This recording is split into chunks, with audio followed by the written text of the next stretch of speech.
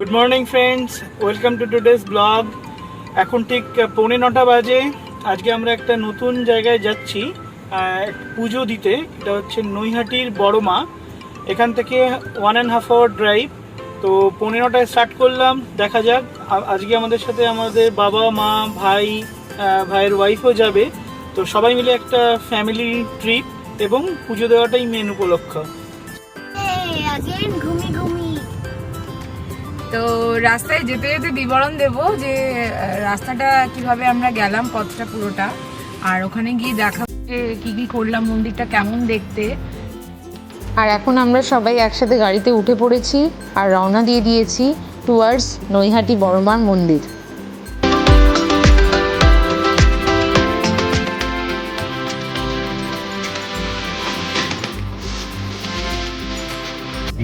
রায়ের আজকে খুব মজা। হ্যাঁ,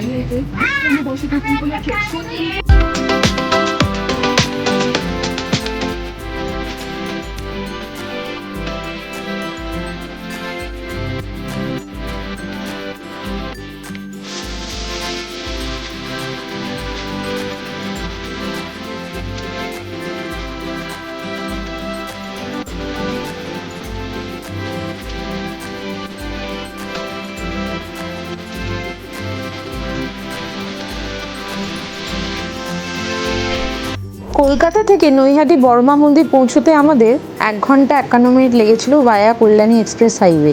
ডিস্টেন্স অনুযায়ী 50 কিলোমিটার ফ্রম কলকাতা এই নৈহাটি বড়মা মন্দির। ধর্ম হোক যার যার, বড়মা সবার।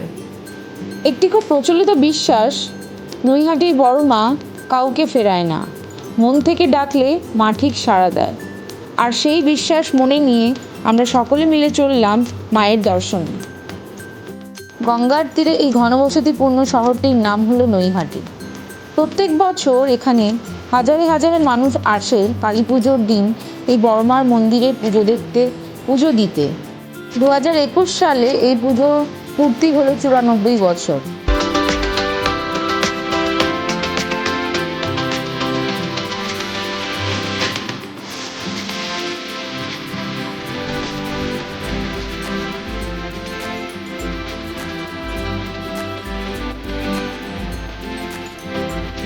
আর এই রাস্তা দিয়ে সোজা যেতে গেলে এই বাঁ হাতেই পড়বে হচ্ছে মন্দির। কিন্তু প্রথমে আমরা মন্দিরটা বুঝতে পারিনি, আমরা গাড়িতে ছিলাম। আমরা সোজা ফেরিঘাটের দিকে বেরিয়ে গেছি এবং গাড়ি করে আসলে এখানে কোনো পার্কিংও নেই।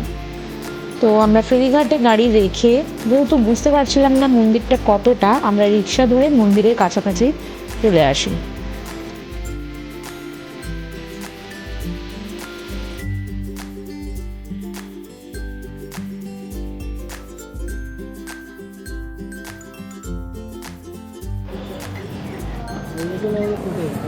আমরা ওখান থেকে গাড়ি রেখে স্ট্যান্ডে তারপরে রিক্সা করে বড়মার মন্দিরে যাচ্ছি, কারণ মন্দিরের কাছে কিন্তু পার্কিংয়ের কোনো স্পেস নেই।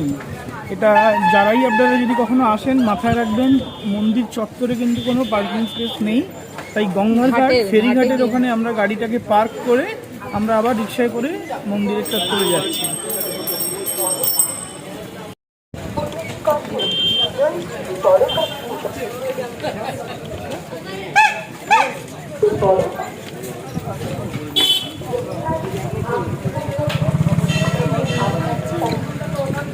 এই যে মন্দির।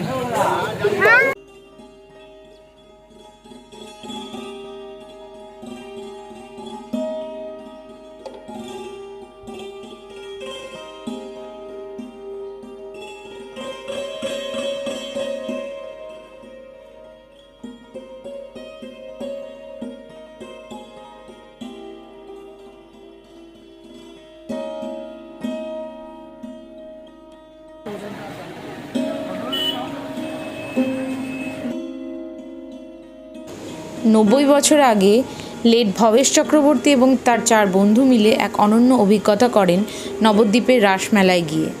সেখানকার বড় বড় মূর্তি দেখে তাদের মন মুগ্ধ হয়ে যায় এবং তারা ঠিক করেন ফিরে এসে সেই বড় মূর্তি স্থাপন করবেন নৈহাটিতে। আর সেখান থেকেই স্থাপিত হয় এই 21 ফিটের কালী ঠাকুর। প্রথমত এই কালী ঠাকুরের নাম দেওয়া হয়েছিল ভবেশ কালী। তারপর আস্তে আস্তে এই নাম বদল হয়ে নাম হয় বড় কালী এবং এখন তাকে বড়মা বলেই সবাই চেনে। এই নৈহাটির বড়মার কালী পুজো সমিতি অর্গানাইজ করে। পুজোর সব কাজ এই বড়মা কালী পুজো সমিতিই দেখে। পুজোর কাঠামো শুরু হয়ে যায় কোজাগরী লক্ষ্মী পুজোর দিন থেকে, আর তারপর থেকেই শুরু হয় মূর্তি তৈরির কাজ।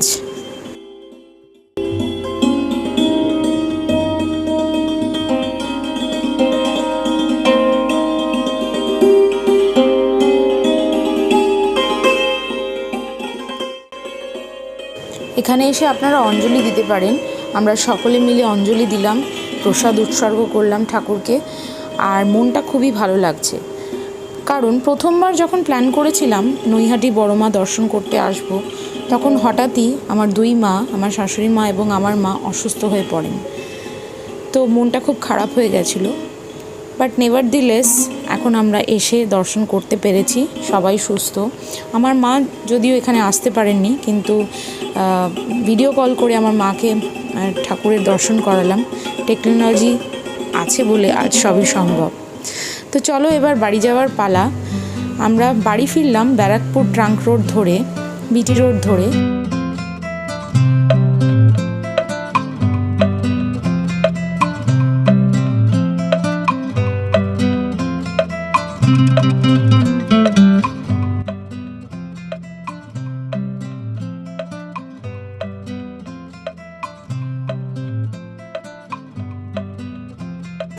কিছুদিন আগেই শান্তনুর জন্মদিন ছিল, তো ফেরার পথে ব্যারাকপুরে আমরা খাওয়া দাওয়া করলাম। শান্তনু আমাদের সেই লাঞ্চ ট্রিটটা দিল।